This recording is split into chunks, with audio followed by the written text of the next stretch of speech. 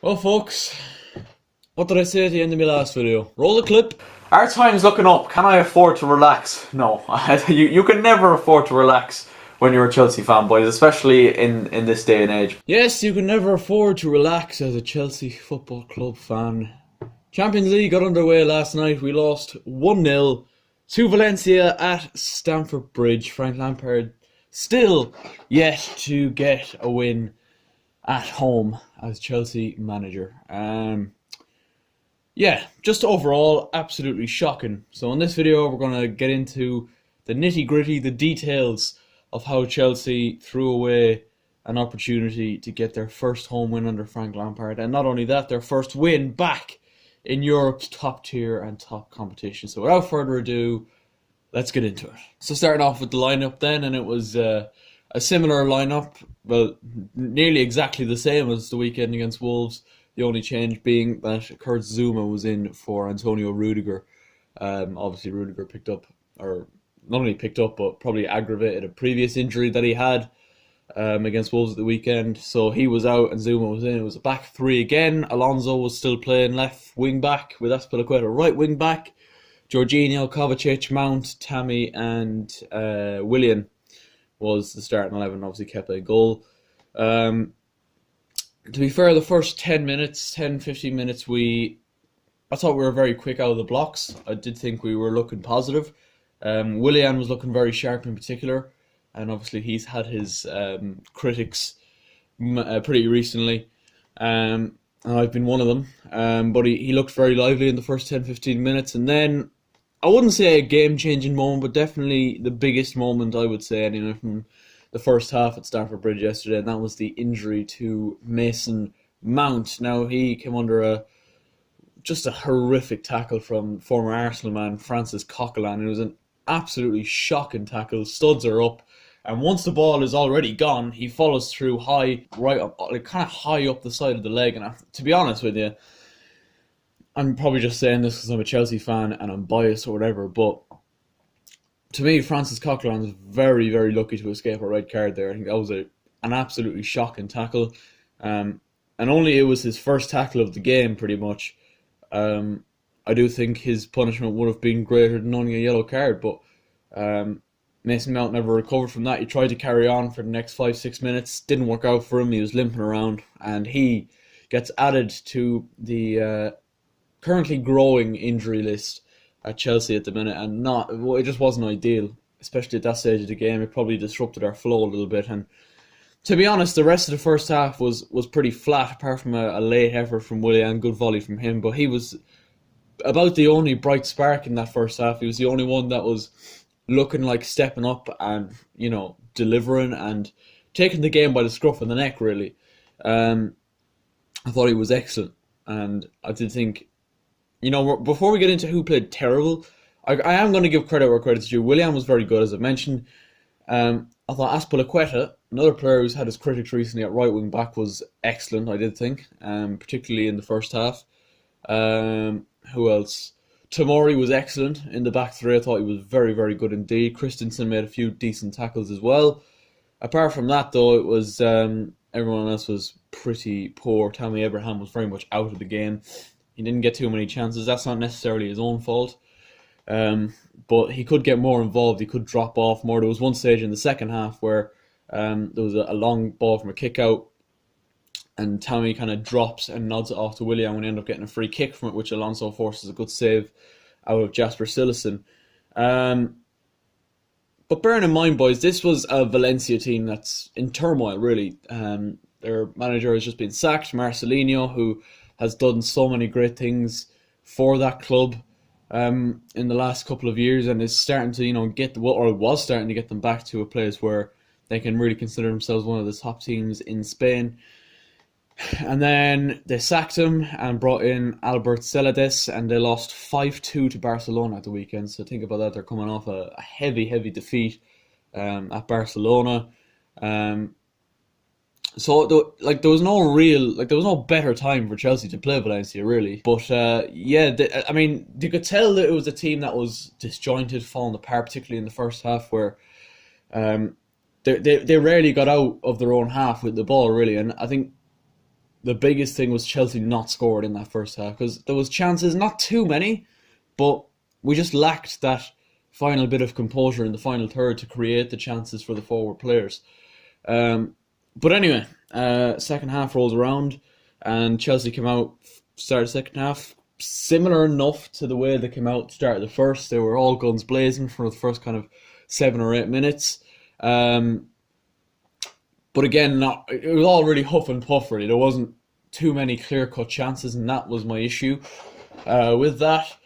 And as time wore on, Valencia got more and more into the game and eventually took the lead through Rodrigo, and it was a really well-worked free kick, good little ball through from Dani Parejo, and Rodrigo makes a run across the Chelsea backline and then makes a little dart towards the Chelsea penalty area, gets not great contact on it, kicks it into the ground, and it goes in over Kepa to give Valencia the lead. And yeah, at that stage we were now chasing the game, which was not ideal. Lampard had just taken off Kurt Zouma to bring on Olivier Giroud, which was a bit of a gamble, but I thought it was one that probably needed to be made. We were still going back to a back four. It's not as if we were, losing too many defenders. Who's to blame for this? I think we zonal marked again from a free kick this time. Now there's one thing doing that from a free kick where you hold the line and hope that a few fellas are going to run offside. But when you see Rodrigo, who made a very good run from deep, it was an excellent run by Rodrigo, someone's got to break the line and follow him, because he's going to get the chance. And his left foot, it falls on his left foot, not his best of contact, and I think Kepa should have saved it, to be honest. I think he should have done better with it.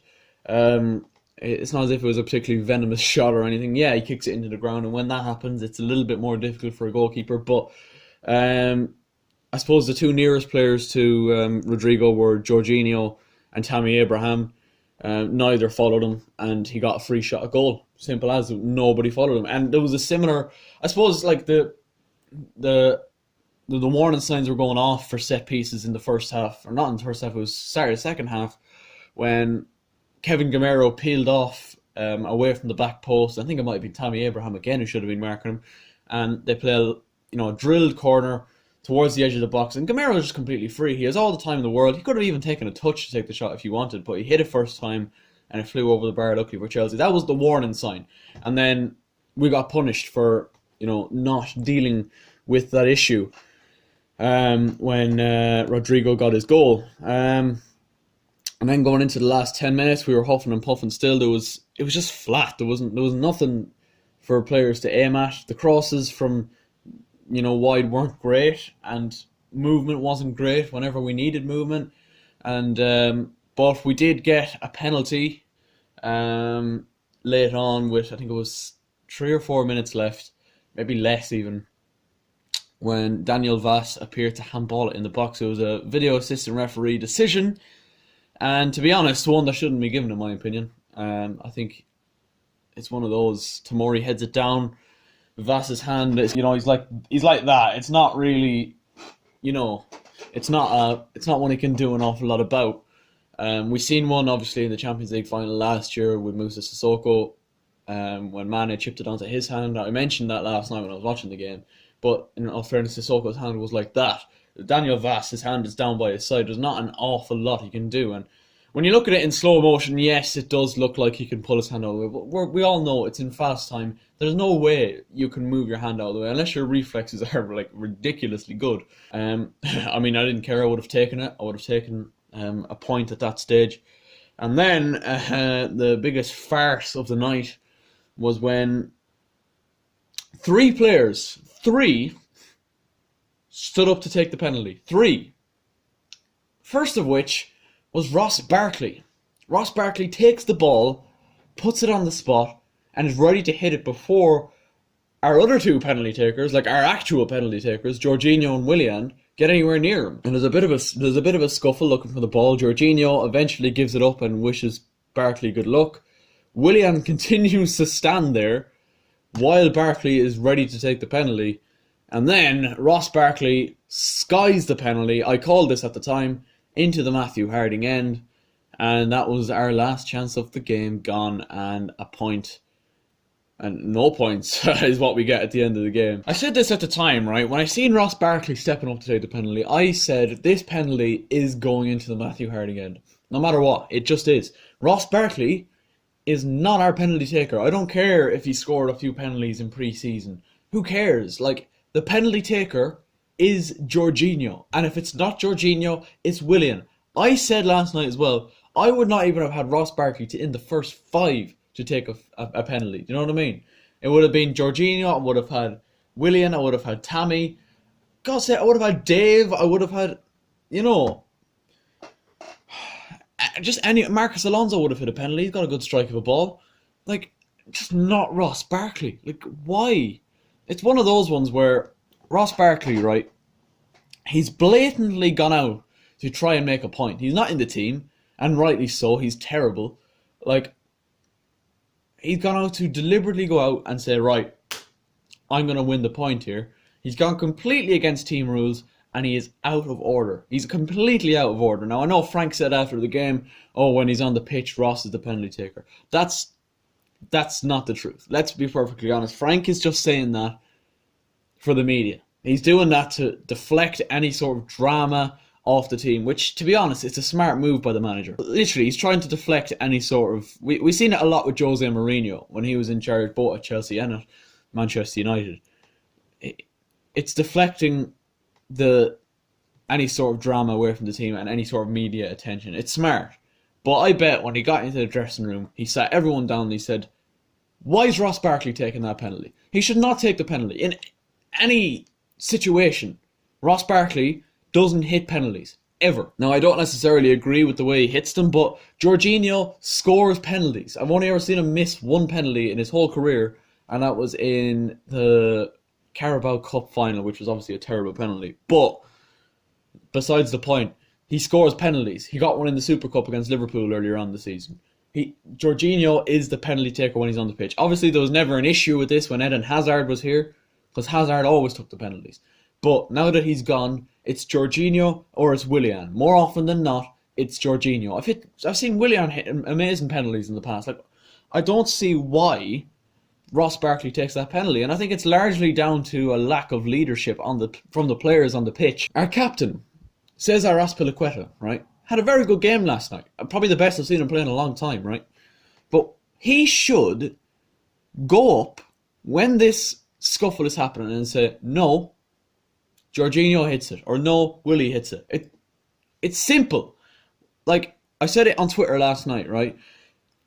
If John Terry was on that pitch, he would not have let Ross Barkley anywhere near that penalty. If John Terry was on the pitch, Ross Barkley, right, wouldn't have even picked the ball up in the first place.